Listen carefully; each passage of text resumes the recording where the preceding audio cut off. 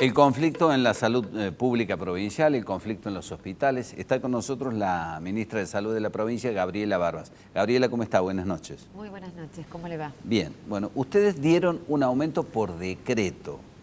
¿De qué montos, de qué porcentaje, si podemos poner blanco sobre negro?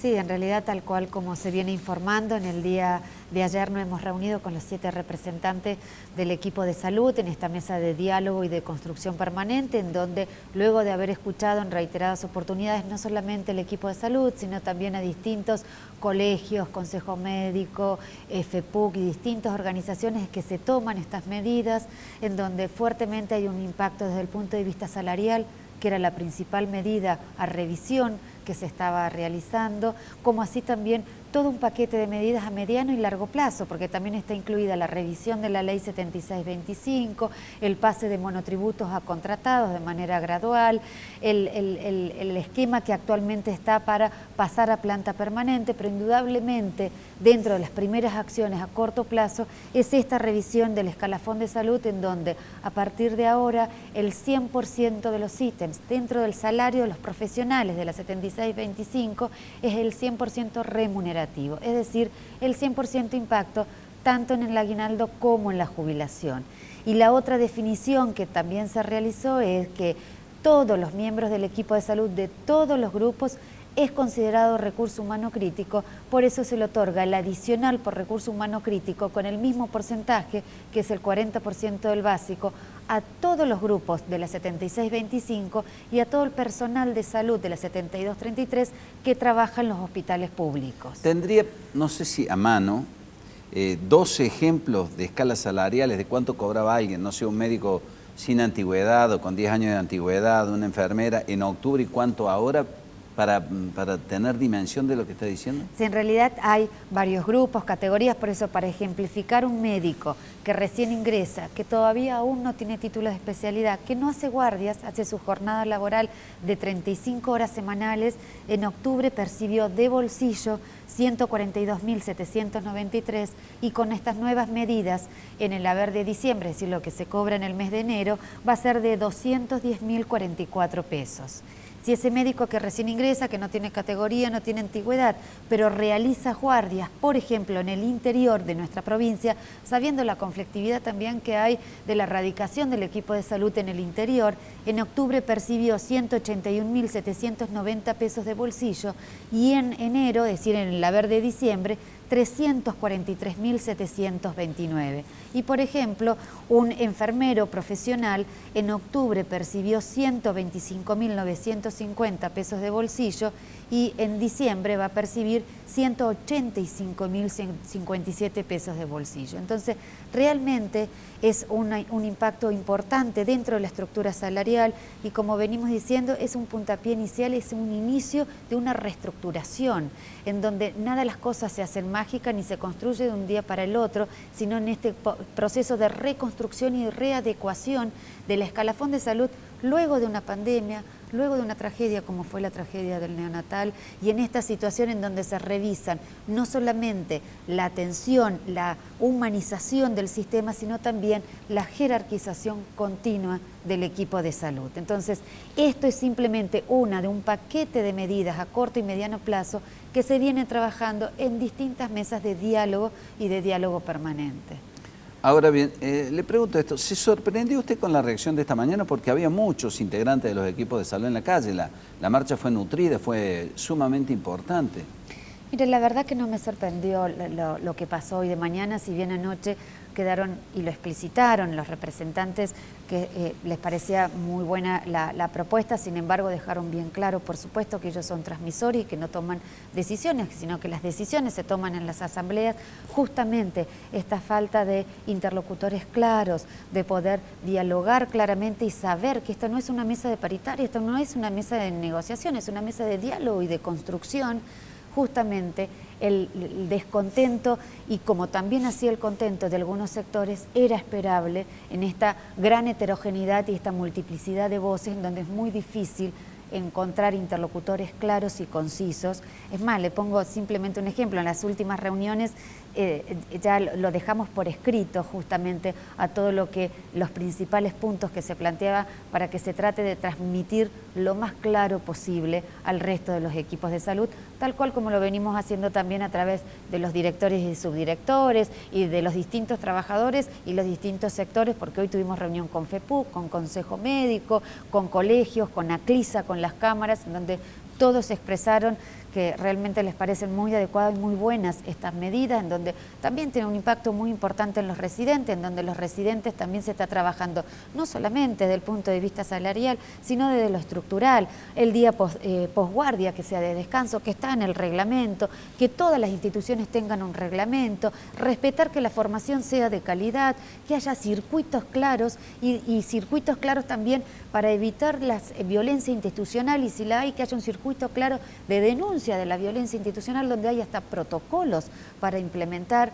Entonces, en esto, desde un abordaje integral y escuchando diferentes miradas, como yo siempre digo, podemos tener miradas diferentes, pero si tenemos un objetivo común es la única forma de construir. Entonces no me llamó la atención de que haya por un sector descontento, por otro sector sí contento, cuando en realidad es muy complejo cuando no hay interlocutores claros a la hora de poder dialogar. Claro, ¿no? usted dice, hablamos con voceros o transmisores de lo que ustedes comunican y después habrá que ver qué resuelven. ¿Usted ve, además del legítimo descontento original, porque había sueldos por abajo de la pobreza, lo hemos dicho hasta el cansancio, alguna otra intencionalidad aquí en este conflicto? Mira, a mí nunca me gusta generalizar porque no consigo las cuestiones generalizadas. Indudablemente puede haber otros conflictos, así como hay genuinamente los trabajadores, y sin ninguna duda, y por eso se toman estas medidas, sin ninguna duda había que readecuar y reactualizar, eso sin ninguna duda. Indudablemente puede haber otros intereses, otros conflictos, otras situaciones que escapan. Lo que no escapa es que en el medio está la población que requiere ser atendida, en donde ya se ha postergado los controles, las enfermedades crónicas, que tanto lo hemos hablado por la pandemia, y que esta situación también lleva al retraso del control de la salud de la población que asiste a nuestros hospitales. Por eso la decisión clara de tomar medidas claras a corto plazo, sabiendo que esto es un proceso y hay acciones a corto y mediano plazo, pero por eso desde la autonomía que tiene el Ejecutivo de tomar medidas ante una situación de emergencia, escuchando todos los sectores para comenzar a construir una nueva salud pública, pero las medidas hay que tomarlas rápidamente porque están esperando muchos pacientes ser atendidos en nuestros hospitales. Ministra, la verdad que en una parte me perdí, porque esta mañana usted en la radio me decía que no queda nada no remunerativo, todo es en blanco y va a los sueldos, pero también va a los jubilados. Y esta mañana cuando entrevistaba a los voceros de la protesta decían, no, pero no va al básico. Entonces, ¿cómo es? Es en blanco, pero no va al básico. Es decir, la estructura salarial está conformado tanto por el básico como adicionales remunerativos. Que no esté en el básico no quiere decir que no impacta en la jubilación o en el aguinaldo. Hay 2.694 básicos dentro de lo que es el escalafón de salud. Entonces, fíjese la complejidad porque depende de la antigüedad, de la categoría, de los grupos en donde participa. Entonces, ¿el 100% impacta en la jubilación en el aguinaldo? Sí, el 100%. Parte están en el básico y otra parte en adicionales, pero en conceptos de remunerativos.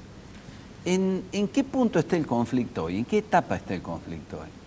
Hoy se tomaron ayer se anunciaron estas medidas sumamente con un gran esfuerzo del gobierno, que no hay que dejar de olvidar que todo esto viene de lo que aporta cada uno de los ciudadanos a través de su impuesto y la responsabilidad de la administración responsable y poniendo en valor la salud de la población y el equipo de salud, en donde uno está acompañando este proceso para que de a poco la población pueda volver habitualmente a los hospitales y poder retomar los controles. Hoy hay una heterogeneidad de situaciones donde algunos hospitales están de paro, otros hospitales están de asamblea, otros hospitales siguieron con sus cirugías programadas y atendiendo a los pacientes. Entonces uno apela a la reflexión profunda, a la capacidad de diálogo y a la coherencia, priorizando la salud de la población de nuestros pacientes y por supuesto jerarquizando, como sin ninguna duda lo refleja, estas medidas que se anunciaron. Bueno, hasta aquí, no sé a partir de ahora, hasta aquí buena parte de la población venía apoyando el reclamo de médicos y enfermeras. Pero bueno,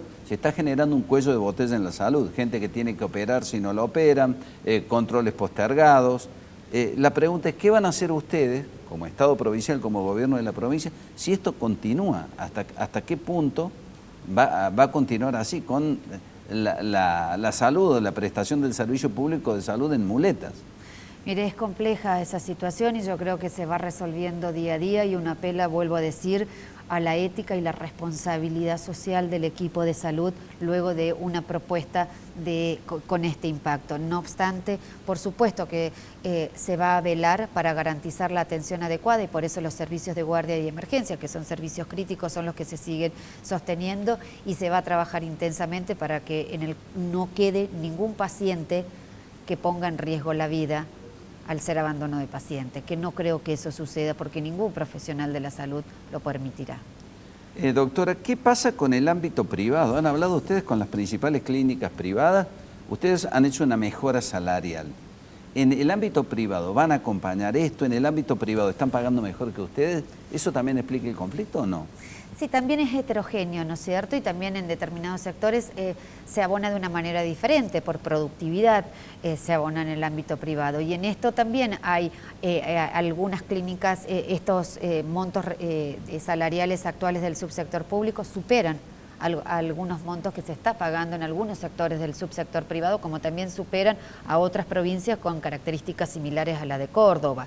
Y también supera el monto de la beca que se está pagando a los residentes en el subsector privado. Entonces, si bien les parece medidas que son sumamente adecuadas y buenas, también es complejo poder sostener desde determinados subsectores estos montos, específicamente, por ejemplo, en los residentes. Por eso hay una mesa específica de residentes donde se está abordando esto para establecer pautas, parámetros o pisos salariales que puedan trabajarse en todos los subsectores.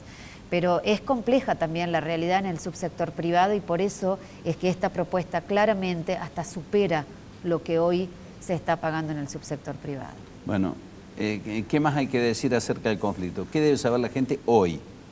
Hoy lo que la gente tiene que saber es que hay una fuerte decisión del gobierno de jerarquizar y de adecuar la estructura de salud y por estos saltos importantes de bolsillo y también el 100% remunerativo y seguir priorizando la formación continua como se está reflejando y por lo tanto en esto poner en valor la salud de la población y si necesita atención no dude de acercarse a nuestros hospitales provinciales y poder realmente todo lo que se logró en la pandemia, ¿no es cierto? Todo lo que los equipos de salud que sin ninguna duda se ponen en valor y por eso en esta revisión continua es que se aplican estas medidas y se van a seguir aplicando otras medidas para poder seguir jerarquizando el equipo de salud. Le agradezco que haya venido muy gentilmente. Muchas gracias. Muchas gracias.